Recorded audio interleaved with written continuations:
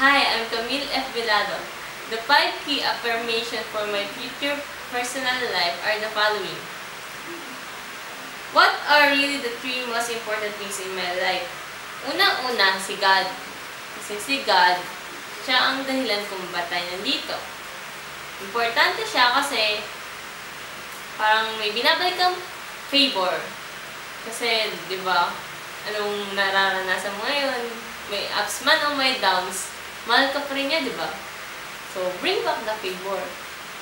And, importante siya kasi kung wala siya, di wala din tayo.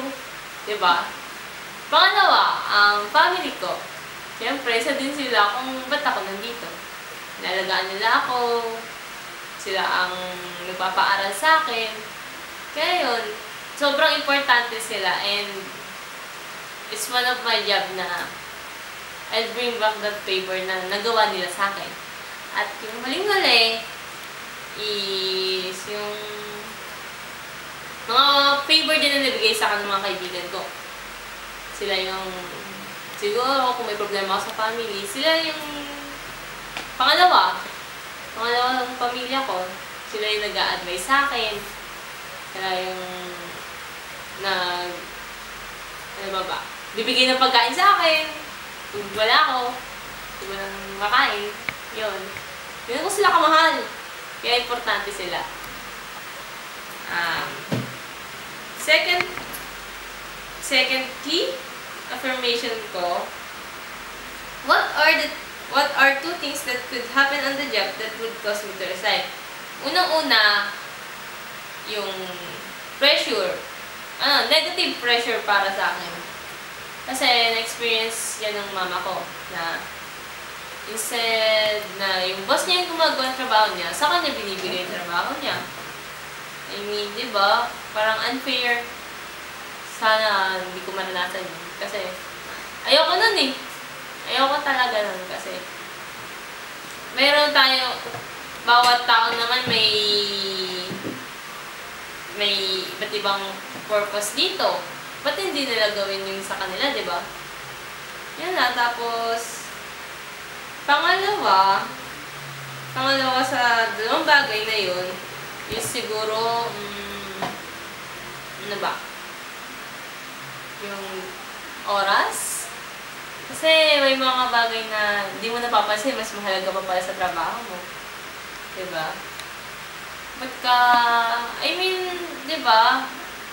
Practically naman,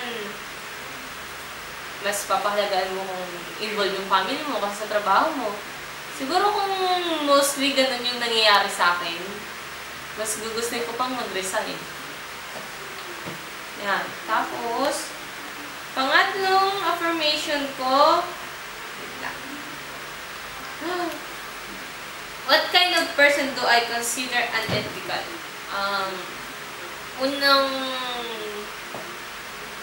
Siguro nang i-consider ko, yung taong hindi marunong magpusa. Minsan, ganun ako. Lagi akong sinisigaw ng mama ko na inutos na 1 hour ago, tapos hindi ko pa rin ginagawa. Di ba? Parang, paano yung kung sa trabaho na yun? Ang deadline bukas, tapos ngayon mo lang gagawin? Mga 1 hour before submission, saka mo lang gagawin, di ba? Dapat una pa lang binigay sa'yo, di ba? Gawin mo na. Magkusa ka na kasi sa'yo din naman yun eh. Di ba? Benefit din sa'yo yun. Saka sobrang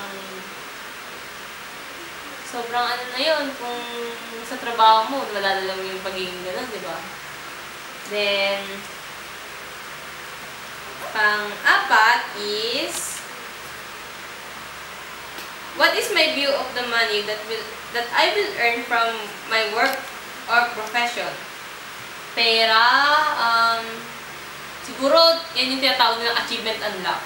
Kasi, sarili mong pawi, sarili mong dugo, yung inalay mo para makakuha ng pera. Kaya, yun lang, para siyang achievement unlock, pero hindi dapat dun naman umikot yung mundo mo, diba? I mean, oo nga, may pera ka ngayon. Pero di ba pag namatay ka, hindi mo rin naman madadala yan. Kaya yun. Yun lang yung review ko, achievement unlock siya. Isa siyang mission dito. Isang mission sa mundo ito na mag-earn ka ng sariling money mo, then go! Mabibili mo yung gusto mo, yung kung ano man na dapat makukuha mo sa bagay na yun. Yun lang. Tapos, huli, how do I want to remember myself? Mahirap na tanong kasi iba't iba naman perspective ng tao eh. Siguro kung sa ugali, tama na yung mabait. Mabait sa lahat ng bagay. Yun, gusto ko na kahit anong gawin ko na bagay, mabait yung impact sa kanila. So yun, gusto ko na talagang mukhang mabait kahit mukha akong masama. Yun. Yun, mabait. Gusto ko mabait talaga. Hindi ko din alam kung bakit. Kasi parang feeling ko magbabait ka. Yung mga magagandang papers, kung mababalik sa'yo. Yun. Yun. Yun yung 5 key affirmations ko for my future professional life. Then, sa ibang tanong, sabi ko, oo, may some lessons napaka-significant sa akin. Kasi alam ko, ma-apply ko yung future life eh. Pero, siguro, sa ngayon, hindi ko pa kaya magtrabaho. I swear. Simpleng trabaho. Okay lang. Simpleng trabaho lang talaga. Pero, yung may kailangan, boss ka na, may meet kang deadline. Sa meeting pala ng deadline, sobrang fail na ako eh. So, kailangan gamutin ko pa yun hanggang graduate ako. Kasi yun naman talaga yun, di ba? Kaya nag-aaral tayo kasi yun. Yun yung gawin natin na anong tamang word? Yun yung gawin natin para maging perfect tayo sa trabaho. Hindi naman totally perfect, pero di ba, maging best tayo sa trabaho natin. Then, yun, para maging best, siguro tutunan ko sa, karamihan sa BE. Sa BE na tinuro mo, sir. Yeah, thank you, sir. At sana, marami pa kong ma-inspire. Inspire. Yan, salamat, sir. Bye!